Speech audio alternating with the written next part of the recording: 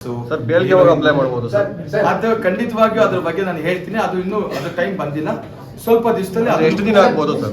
ನಾಳೆ ದರ್ಶನ್ ಸರ್ ಬರ್ತಾರಾ? ಮತ್ತೆ ಇಲ್ಲ ಅವರು ಜುಡಿಷಿಯಲ್ ಕಸ್ಟಡಿ ಇರೋದ್ರಿಂದ ಅವರು ಅಲ್ಲೇ ಇರ್ತಾರೆ.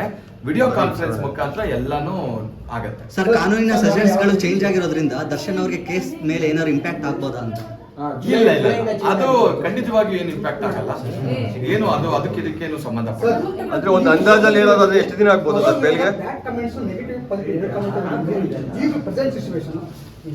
ಅಲ್ಲ, ನಾನು ಹೇಳ್ತಾ ಇದ್ದೀನಿ, ನನ್ನ ಪ್ರಕಾರ ಅದನ್ನ ಬೇಕಾಗಿಲ್ಲ ಇವಾಗ ಮಾತಾಡೋದು ಅಂತ ನಾನು ಸರ್. ಇವಾಗ ಕೆಲವರು ಮಾಧ್ಯಮಗಳಲ್ಲಿ ಬಂದು ಸೋಷಿಯಲ್ ಮೀಡಿಯಾಗಳಲ್ಲಿ ಹೇಳ್ತಾ ಇದ್ದಾರೆ ರೇಣುಕಾಸ್ವಾಮಿನೂ ಕೂಡ ಅಶ್ಲೀಲವಾಗಿ ಮೆಸೇಜ್ ಮಾಡ್ತಿದ್ದ ಅಂತ. ಅದೇನಾದ್ರು ನಿಮ್ಗೆ ಸಪೋರ್ಟ್ ಆಗುತ್ತಾ ಸರ್?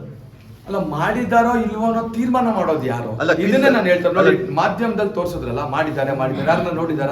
ಅಲ್ಲ, ಡಾಕ್ಯುಮೆಂಟ್ ಅಲ್ಲಿ ಕೊಡ್ತಾ ಇದ್ದಾರೆ. ಆಸ್ ಎ ಲಾಯರ್ ಆಗಿ ಸಪೋರ್ಟ್ ಆಗ್ಬೋದಾ? ಎಲ್ಲಿದೆ ನೋಡಿರೋರು ಯಾರು? ಇವಾಗ ಮಾಧ್ಯಮದಲ್ಲಿ ತೋರಿಸಿದ್ರಲ್ಲ, ಯಾವ್ದಾದ್ರು ಒಂದು ಮಾಧ್ಯಮದವರು ನಾನು ನೋಡಿದೀನಿ ಅಂತ ಅದನ್ನ ತಗೊಂಡ್ಬಂದು ಕೋರ್ಟ್ ಮುಂದೆ ಕೊಡ್ಲಿ, ನೋಡೋಣ, ಕೊಡ್ಲಿ. ಅಲ್ಲ, ಕೆಲವು ಸೆಲೆಬ್ರಿಟಿಗಳು ಮಾಡ್ತಾ ಇದ್ದಾರೆ.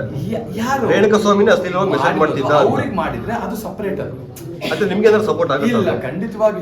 ಅಫ್ಕೋರ್ಸ್ ಒಬ್ಬ ಮನುಷ್ಯ ನೋಡಿ, ಯಾರು ಒಬ್ಬ ಆಯ್ತು. ನಾನು ಒಂದೇ ಒಂದು ಪ್ರಶ್ನೆ, ಈ ದೇಶದಲ್ಲಿ ರಾಜ್ಯದಲ್ಲಿ ಇದೊಂದೇ ಮರ್ಡರ್ ಆಗಿರೋದು. ಈ ಎಷ್ಟು ಮರ್ಡರ್ ಆಗತ್ತಲ್ಲ, ನಿನ್ನೆ ಮೊನ್ನೆ ಎಲ್ಲ ಆಯ್ತು. ದಿವಸಕ್ಕೆ ಎಷ್ಟು ಮರ್ಡರ್ ಆಗಲಾಗುತ್ತೆ. ಇದೊಂದೇ ಮರ್ಡರ್ ಮಾತ್ರ ಯಾಕೆ ಇಷ್ಟೊಂದು ಇಂಪಾರ್ಟೆನ್ಸ್? ಸೆಲೆಬ್ರಿಟಿ ಇರೋದ್ರಿಂದ ಸ್ವಲ್ಪ ಜಾಸ್ತಿ ಸುದ್ದಿ ಆಗುತ್ತೆ. ಅವರು ಆ ಸ್ಥಾನಕ್ಕೆ ಬರಕ್ಕೆ ಎಷ್ಟು ಕಷ್ಟಪಟ್ಟಿರ್ತಾರಲ್ವಾ, ಅವ್ರನ್ನ ಏಕಾಏಕಿ ಅವ್ರನ್ನ ಅಪರಾಧಿ ಅಂತ ಹೇಳೋದು ತಪ್ಪು ಅಂತ ನನ್ನ ಭಾವನೆ. Thank you so much.